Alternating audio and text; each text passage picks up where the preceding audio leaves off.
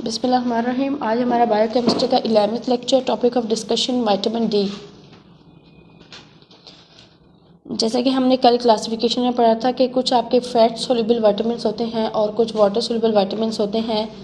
अगर vitamin D की बात की जाए तो ये भी वाटर सोल्यूबल नहीं है, ये फैट सोल्यूबल विटामिन है और ये इसकी जो डेफिशिएंसी है can lead to the rickets and in the children and the osteomalacia in the adults. आपने सुना होगा कि कुछ बच्चे जो है पैदाइशी तौर पे या पैदाइश के कुछ अरसे बाद ही जो है उनकी टांगें जो हैं वो जैसे टेढ़ापन होना टांगों में या हाथ पाँव का जो है ना थोड़ा वो बैंड हो जाना, तो उस बीमारी को कहते हैं रिकेट, जिसमें आपकी जो विटामिन डी है उसकी डेफिशिएंसी की वजह से आपकी जो बोन्स हैं वो टेढ़ापन का शिकार हो जाती हैं, तो रिकेट्स कहते हैं। ऑस्ट्रोमलेशिया एडल्ट्स में भी विटामिन डी की डेफिशिएंसी जो है वो बोन्स के डिफरेंट डिजीज़ हैं उसे पैदा करती हैं। अगर सिनोनिम की बात की जाए तो 3 सिनोनिम्स विटामिन डी के इस्तेमाल होते हैं, कैल्सीफेरोल, अर्गोस्टेरॉल एंड द इसे एंटी रिकेट्स विटामिन भी कहते हैं, क्योंकि ये रिकेट्स की बीमारी को प्रिवेंट करता है तो इसलिए इसका नाम एंटी रिकेट्स विटामिन डी भी कहते हैं। बहुत सारी रेंज जो है केमिकली विटामिन डी जो है विटामिन D1 से लेके विटामिन D10 तक मौजूद है, लेकिन वो सारे के सारे जो है वो आपकी उसमें नहीं है, लेकिन जो आपके कैल्शियम मेटाबॉलिज्म को रेगुलेट करने के लिए हेल्पफुल होते हैं वो 2 ही फॉर्म है, vitamin 2 and vitamin D3, vitamin D2 and vitamin D3।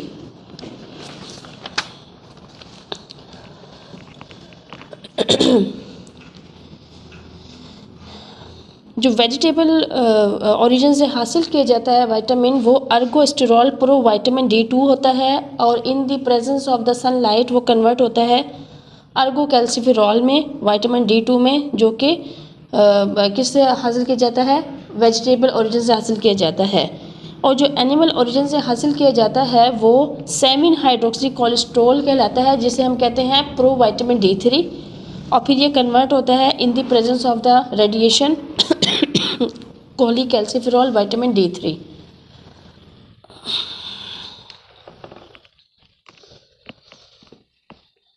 Vitamin D जो है आपकी कौन से ऐसे सोर्सेज हैं जिसमें पाया जाता है, cod and the fish liver oils are the best, cod and the fish liver oil are the best source of the vitamin D. इसके अलावा it is also found in the liver of the animal which feeds fishes, वो animal जो कि जिनकी जो feed fish होती है उसमें विटामिन डी पाया जाता है, एग्स में, बटर में, फोर्टिफाइड मिल्क में।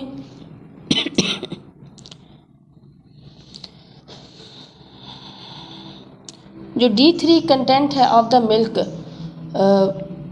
वो डिपेंड्स करता है on the exposure of the sunlight. अगर आप सनलाइट से एक्सपोज होते हैं तो उस वक़्त भी आप कुछ ना कुछ विटामिन डी जो है वो गेन कर रहे होते हैं, ठीक है। अगर आप डेली के 1 से 2 घंटे सनलाइट की मौजूदगी में गुजारते हैं तो उससे आपको कुछ ना कुछ इंटरनेशनल यूनिट विटामिन डी जो है वो हासिल हो रहा होता है, तो सनलाइट जो है is an also source of vitamin D. Activation of vitamin D की बात करें अगर हम, तो vitamin D is not in the active state, वो कोलीकैल्सीफेरॉल होता है जो कि किससे हासिल किया गया था, एनिमल सोर्स से। एनिमल सोर्स से हासिल किया हुआ विटामिन डी जो है वो क्या कहलाता है, कोलीकैल्सीफेरॉल।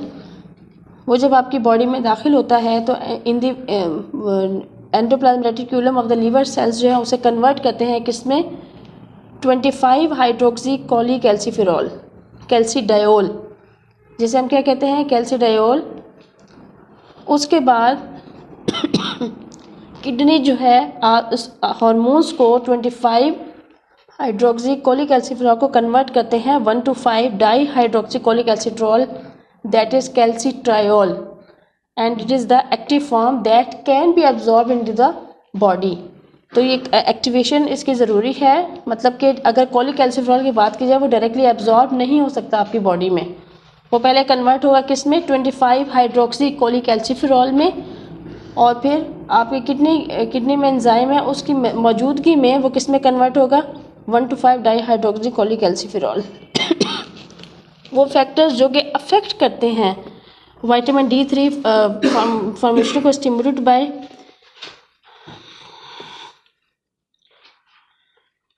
जो विटामिन D3 है, अगर ये जो फैक्टर्स हैं उसकी बात कर रहे हैं कि अगर आपका जो विटामिन D3 है वो कैसे स्टिमुलेट होगा, कैसे वो जो है ना रेगुलेट करेगा आपकी बॉडी में। अगर जैसे विटामिन D3 है, क्या उसका मेन रोल है कि विटामिन D की कमी की वजह से आपकी बॉडी में जो कैल्शियम है वो किसका पार्ट नहीं बनती, बोन्स का पार्ट नहीं बनती हैं। तो वो फैक्टर जो कि D3 फॉर्मेशन को एक्टिवेट करेंगे वो कौन से हैं, पैराथायरॉयड हार्मोन। अगर विटामिन D कम होगा तो आपका पैराथार्मोन जो है, पैराथायरॉयड हार्मोन एक्टिवेट हो जाएगा। हाइपोकैल्सीमिया, हाइपोकैल्सीमिया अगर कैल्शियम कम होगा तो उसमें भी आपका वो विटामिन D3 एक्टिवेट होगा। Hypophosphatemia, estrogen and the progesterone also suppressed bye.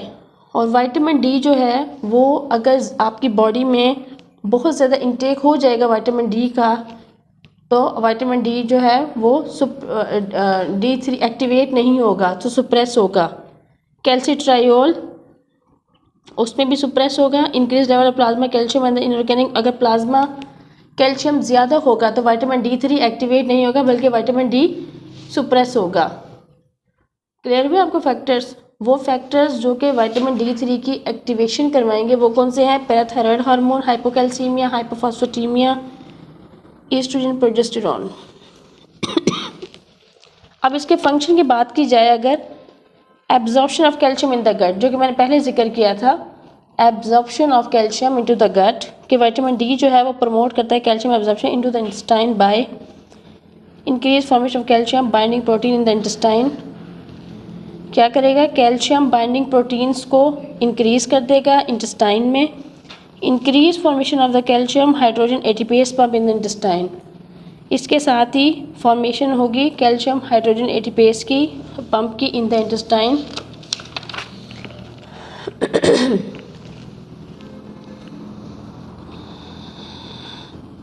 अगर विटामिन D होगा तो उसकी प्रेजेंस में जो अगर हाइपोफॉस्फेटीमिया, हाइपोफॉस्फेटीमिया किसे कहेंगे, फॉस्फेट की कमी हो जाना, तो विटामिन D जो है वो क्या करेगा, इंक्रीज करेगा absorption of the phosphate ion into the blood. Serum calcium level, vitamin D maintains करता है calcium level by increase intestinal calcium absorption. पहले ही मैंने जिक्र किया कि विटामिन D का रोल क्या है कि वो कैल्शियम की एब्जॉर्प्शन करवाता है। तो विटामिन D जो है वो मेंटेन करता है calcium level by increasing the absorption of calcium into the intestine, increase mobilisation of the calcium from the old bones and increasing reabsorption calcium phosphate from the renal. जो आपका blood में जो भी कैल्शियम या phosphate मौजूद होती है तो विटामिन D की मौजूदगी में, क्योंकि ये एक्टिवेट होता है किडनी में, कैल्सिट्रायोल में कन्वर्ट हो रहा है, तो वहीं पे आपकी जो कैल्शियम है और कैल्शियम है वो क्या होती है, रीएब्जॉर्ब हो जाती है इनटू द ब्लड, वो दोबारा से ब्लड में वापस आ जाती है। तो इस तरह से विटामिन D जो है वो आपके जो कैल्शियम और फॉस्फेट है रीनल एंड प्रॉक्सिमल कॉन्वोल्यूटिव ट्यूब्यूल्स में, वहाँ से भी रीएब्जॉर्ब करवा के आपके ब्लड का हिस्सा बना देता है।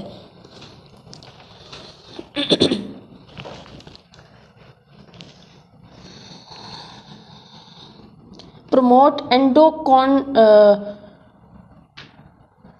एंडोकॉन्ड्रल growth of the long bones, ये जो आपकी लॉन्ग बोन्स है उनकी ग्रोथ को भी प्रमोट करता है। और नॉर्मल लेवल जो होते हैं कैल्शियम के, फॉस्फेट के, बोन मिनरलाइजेशन उसे भी मेंटेन करता है।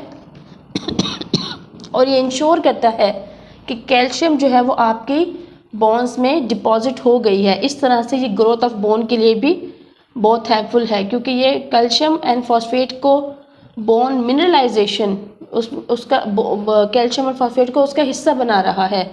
तो इस तरह से जब लॉन्ग बोन्स हैं उन्हें ग्रोथ करवाता है। पैराथायरॉयड हार्मोन एक्टिविटी, पैराथायरॉयड कहाँ पे मौजूद होता है, it is present in the neck, along with the thyroid hormone. ये आपकी नेक में एक बटरफ्लाई लाइक हार्मोन होता है, पैराथायरॉयड हार्मोन है, and it is specially for the regulation of the calcium and the फॉस्फेटाइन।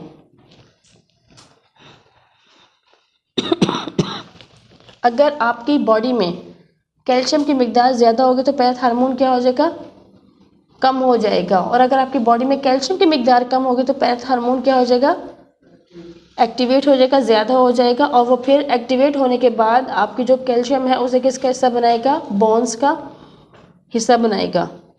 Teeth जो है उसमें भी विटामिन डी जो है वो हेल्प करते हैं टीथ फॉर्मेशन में।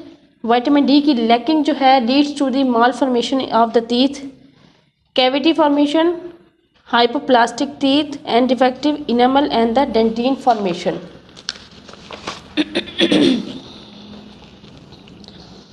विटामिन डी की जो डेफिशिएंसी की वजह से इफेक्ट्स आते हैं वो है रिकेट्स,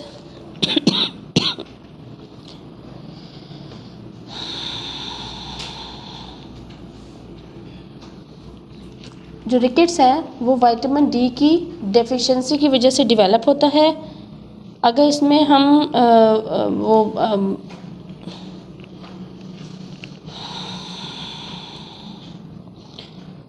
होता ये है कि विटामिन डी की कमी की वजह से कैल्शियम जो है वो रेगुलेट नहीं होती, और कैल्शियम रेगुलेट ना होने की वजह से जो आपकी हड्डियां हैं वो कमज़ोर हो जाती हैं। इसमें अगर बोन्स की बात, बोन्स में जो रोल है विटामिन डी का वो क्या है, ऑस्टियोक्लास्टिक एक्टिविटी। एक होता है ऑस्टियोब्लास्ट और होता है ऑस्टियोक्लास्ट। ऑस्टियोक्लास्ट का मतलब क्या होता है, फॉर्मेशन ऑफ बोन्स, और ब्लास्ट का मतलब क्या होता है कि उनका टूट जाना, हड्डियों का टूट जाना। तो ये ऑस्टियोक्लास्टिक जो एक्टिविटी है उसे बढ़ाता है। Reabsorption of calcium from the bones, और कैल्शियम की रीएब्जॉर्प्शन कराता है बोन्स में। Newly laid bone is uncalcified, various skeletal deformity eg. Bow leg, tibia bends forward. ये देखें बोव लेग्स जो है, टीबिया बेंड्स फॉरवर्ड, तो इसकी वजह से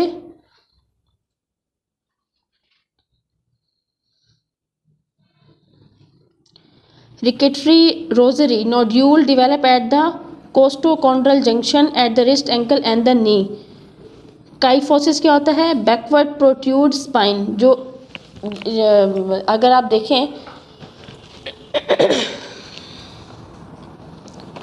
ये जो बेंड पोजीशन होती है बैक की, आपकी जो बैक है स्ट्रेट बैक होती है ना, अगर वो यूँ हो जाती है तो वो भी रिकेट्स की एक फॉर्म है कि उसमें आपकी जो बॉडी वो है, जो बैक पोस्चर है आपका वो क्या होता है, प्रोट्रूड हो जाता है, वो स्ट्रेट नहीं होती है। तो वो भी किसकी वजह से, रिकेट्स की वजह से है। Lordosis sideward posture, sideward spine, उसमें आपका जो एक हिस्सा है वो क्या होता है, थोड़ा टेढ़ेपन का शिकार होता है बैक से ना। आपका जो बैक वर्टिब्रा है वो थोड़ा एक साइड से टेढ़ेपन का शिकार होता है, वो क्या कहलाता है, लॉर्डोसिस। काइफोसिस क्या कहते हैं, आपका जो वर्टिब्रा है वो पूरा इस खम लाइक शक्ल का हो गया है, तो वो क्या कहलाता है, काइफोसिस। स्क्लोसिस, स्क्लो जो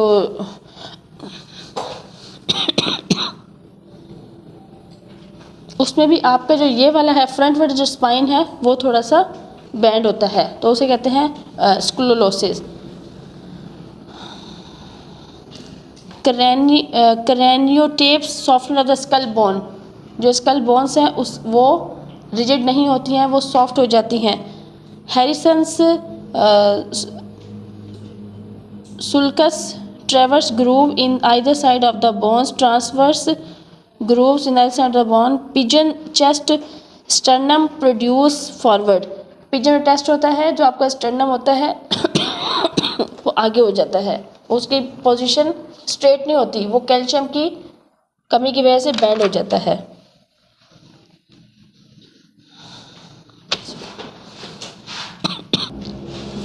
अच्छा, टीथ विटामिन टीथ जो है, चूँकि उसमें भी कैल्शियम का बड़ा रोल है टीथ फॉर्मेशन में, तो विटामिन डी की कमी से डिलेड टीथिंग, माल फॉर्म्ड मतलब उसके इरेगुलर टीथ का निकलना, या कम जो है ना वो ज़ाहिर होना। Defective enamel production can lead to the irregular formation of the teeth. Tetany tetany भी एक बीमार वो है जिसमें आप कैल्शियम कम होने की वजह से टेटनस का शिकार हो जाते हैं। ऑस्टियोमलेशिया का है कि इसमें जो कैल्शियम की एब्जॉर्प्शन है वो ठीक नहीं हो पाती, तो ये ज़्यादातर जो है ऑस्टियोमलेशिया वुमेंस में देखा गया है कि कैल्शियम की कमी की वजह से जो है आपकी जो बोन्स हैं एक्सरे में वो बोन्स कम डेंस नज़र आती हैं, लो मिनरलाइजेशन नज़र आती है उसमें।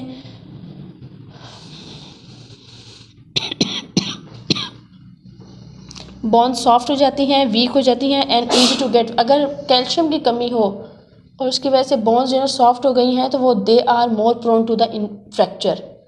तो फ्रैक्चर बहुत ज़्यादा तेज़ी से उनमें हो सकता है। Bowing of the legs, bending of the lower leg bone, तो लोअर लेग बोन है उनकी बेंडिंग भी हो जाती है कैल्शियम की कमी की वजह से। मस्कुलर वीकनेस, पेशेंट जो है वो डिफ़िकल्टी फाइंड करता है इन क्लाइंबिंग द ट्री, सीढ़ियाँ चढ़ने में उसको मुश्किल पेश आती है, और या फिर चेयर वगैरह से उठते और बैठते हुए भी वो इनकन्वीनियंट फील करते हैं। तो ये सब कैल्शियम की और विटामिन डी की कमी की वजह से होता है। Toxicity of vitamin D, hyper vitaminosis, अगर विटामिन डी की ज़्यादा हो जाएगा तो उसमें कैल्शियम भी ज़्यादा होगा, फॉस्फेट भी ज़्यादा होगा, कोलेस्ट्रॉल भी रेज्ड होगा, nausea, anorexia, vomiting, polyuria, polydipsia, GI disturbance, kidney stone formation and calcification and deposition of the calcium of the body soft tissue particularly arteries and the kidneys। तो उसमें आपकी जो कैल्शियम है वो डिपॉजिट हो जाती है किसमें, किडनीज में। तो ये विटामिन डी की टॉक्सिसिटी के सिम्टम्स हैं। यहाँ हमारा आज का लेक्चर कंप्लीट होता है।